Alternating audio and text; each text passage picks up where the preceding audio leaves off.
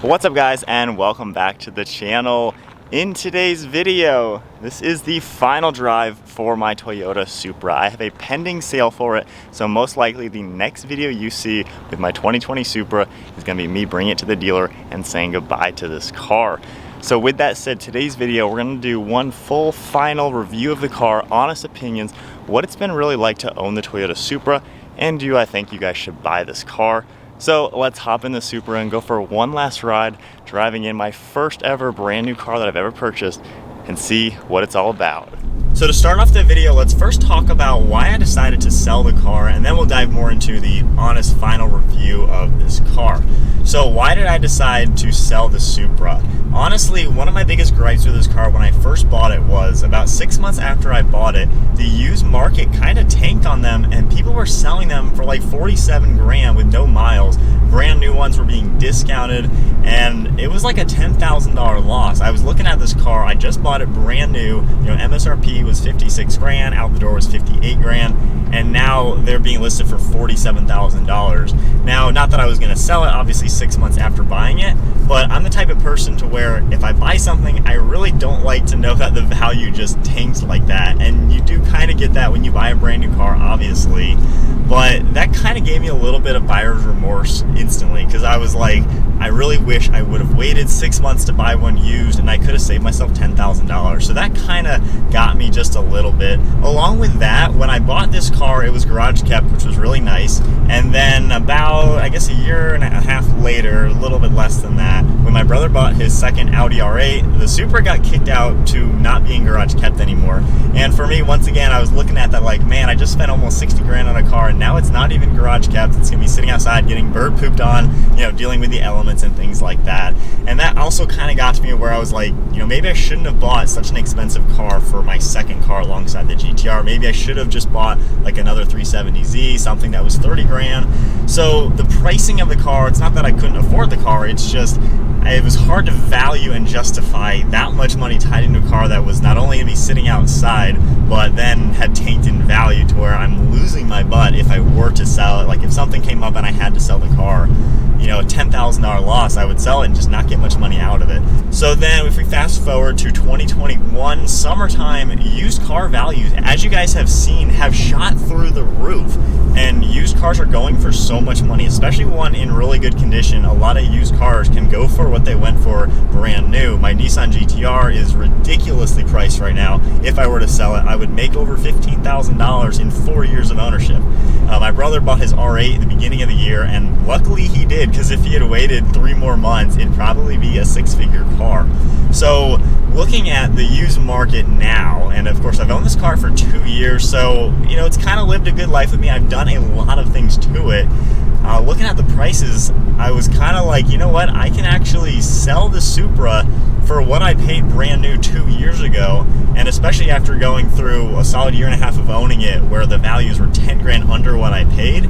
It was almost like one of those situations where it's like, I might as well sell it now to get the money out of it, because if the market gets back to normal, this car is going to go back down to where it was in the mid 40s, and I would have lost out on the opportunity to make the money on the Supra.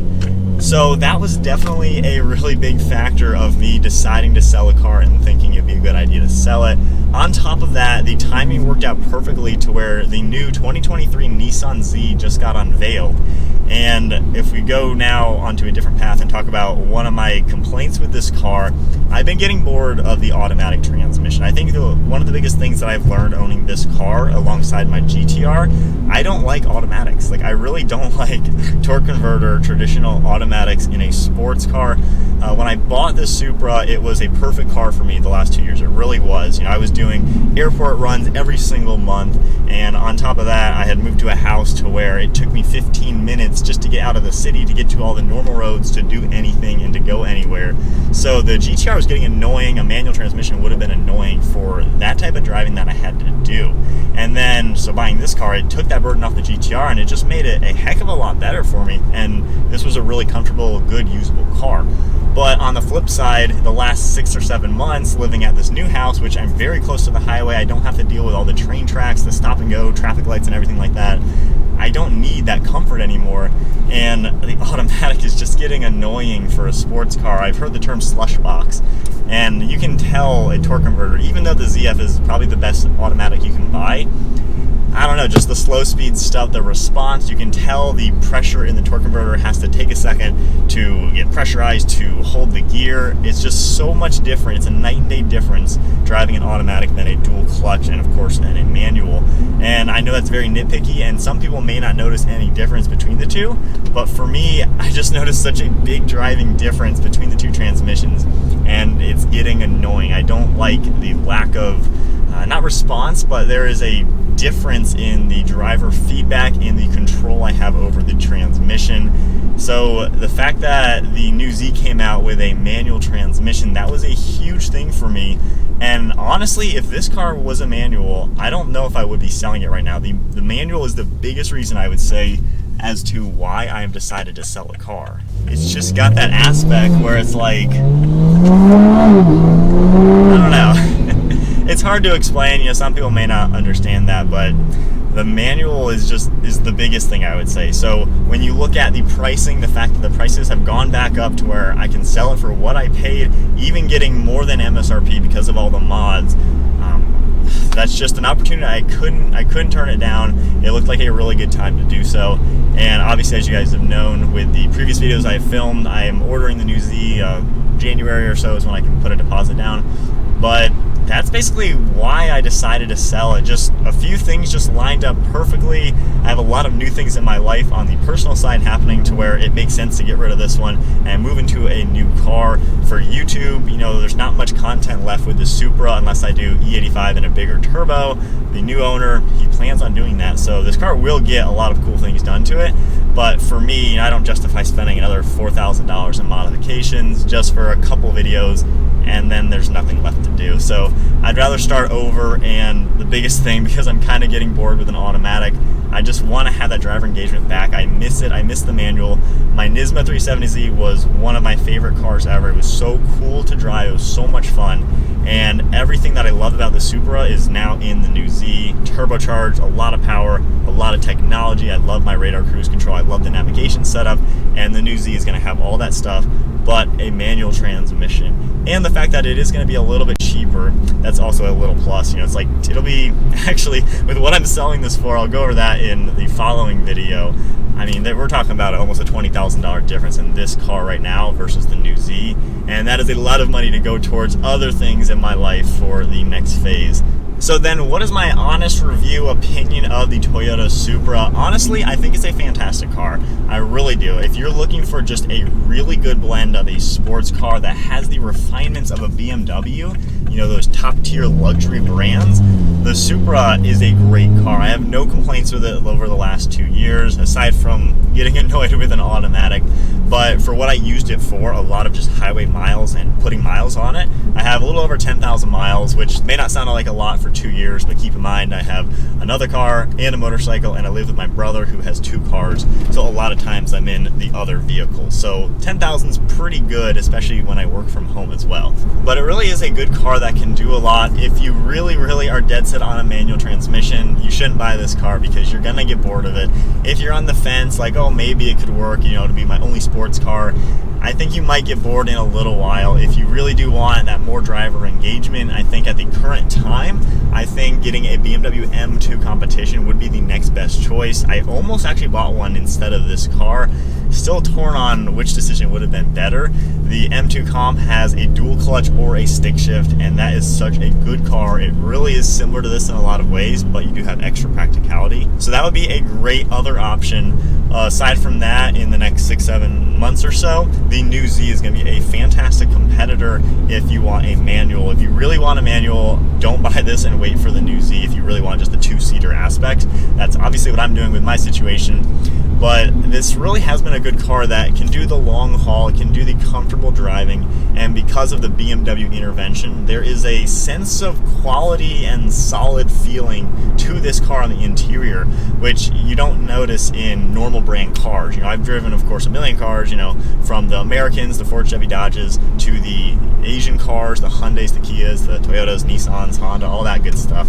And of course, the luxury brands, BMW, Lexus, Audi, Mercedes, and then the top crazy exotics, Porsche, Bentley, all that good stuff. And this car doesn't feel like the normal Japanese cars. This feels like a step up, like a BMW would, and that has been a great aspect of the car, and I've really liked it. Now, to talk about, the BMW aspect, that is still one of the biggest things that a lot of people hate on for the new Supra. Me personally, I could literally care less. I couldn't care more that this car was built in Europe, built with BMW. I could care less it's not a JDM, Japanese car. I don't care one bit, and all the owners of these cars could care less. There are a lot of people that didn't buy the car because it's not a Japanese sports car like the new Z is going to be, and I get that if you really want that. But here's the thing, when I'm driving the car, I'm not thinking about where was this car built, what manufacturer worked with who to make it. I'm thinking about, gosh, this car is fast, gosh, this thing handles amazing, it looks amazing, it's nice to drive, it's got all this tech, it's smooth, it's an awesome, fun to drive sports car that makes a crap ton of power. So you're not thinking about those things when you're driving in a fun sports car, you're just thinking about how much fun you're having driving in a cool car. And I think the people who are stuck on who built the car, you're missing out, honestly. Your ego is above to where you're just kind of too concerned with pointless information, and you're missing out on a car that could be a lot of fun for you. Now, I get that, yeah, it'd be cool if this was a full JDM car, but if you understand how manufacturers build cars, it doesn't make any sense. This car would have to have been well over a six-figure car, and you wouldn't have bought it anyway if it was a six-figure car. So with that, Toyota would have had to build an entirely new factory, which is hundreds of millions of dollars. They would have had to design an entire chassis from the ground up, an engine from the ground up. You're talking about probably $1 billion project for a car they're going to sell 3,000 a year. That is an absolutely stupid decision for Toyota to actually have done that. It's just not physically possible. It's not financially possible. BMW makes amazing sports cars. Reliability, modern BMWs are actually in the top for reliability. I've driven a ton of them at new cars. I don't see any issues with new BMWs. They are not the ones of the past from 5 years ago that were pretty garbage. The modern ones are really good cars, and even seeing the different reports, they're in like the top 5, top 10 with the Japanese cars. So the people who say BMW reliability, you're wrong. The 2020 Supras have been bulletproof. Not a single person has had any drastic issues. They've been perfectly reliable. And Toyota and BMW built this and the Z4 from the ground up together. So both cars were built by both companies, while Toyota didn't actually have the manufacturing process and building to do it, or the parts, because obviously Toyota doesn't have any cool sports cars. BMW had all those resources. So I know people look at it like, there's a million BMW logos on this. It was built in Europe. Toyota was there the entire time making this car. So people don't really understand the true depths of how this car was manufactured, how it was created, and how this was the only way. At least Nissan with the new Z, they've been building a Z forever. The 350Z platform is pretty much what you're getting on now, the new Z. It's just been an evolution over time. The engine is from the Infinities, so they're using a lot of old parts that they've been making for decades. Toyota doesn't have that resource. So the BMW aspect, I could care less. It's a fantastic car for the money. So, honest review, should you buy one? Absolutely. Like I said, if you want a cool, fun sports car, if you don't mind an automatic, and get one of these cars, you're going to love it. The modification potential is through the roof, and it's really a good car. As far as the values, I don't know if they're going to go up or down in the future. I'm glad that I'm able to sell it now for what I paid and get all of my money out of it. I'm breaking even owning this car for 2 years. They might go up a little bit in the next year or so. I can see that happening just because the market's ridiculous, but because of the timing, it just works out really well with the new Z. So that's everything. That is it, guys. That is my final real drive. Later today, I'm going to clean this up and gas it up and head out to the dealership, and we're going to say goodbye to the Supra. It's been a heck of a fun car to own, my first brand new car. It was really cool to have it alongside the GTR, having the Supra and Skyline together. That was a really coul duo. But of course, into the future, having the Z and the GTR together will be an even cooler duo, especially since I'll be back in a manual, which I just missed too much. So hopefully you guys enjoyed the video. If not, still give it a thumbs up. That helps us out a lot. Sad video, of course, saying goodbye to one of the cool cars on the channel, but life happens, cool things happen, new adventures start, and the timing's right to say goodbye to this and on to the next car. So if you did enjoy the video, give it a thumbs up, hit the subscribe button, stay tuned for more content to come, and of course all the Z fans out there are excited for the new Z as much as I am. But that's it, I'll see you guys in the next video.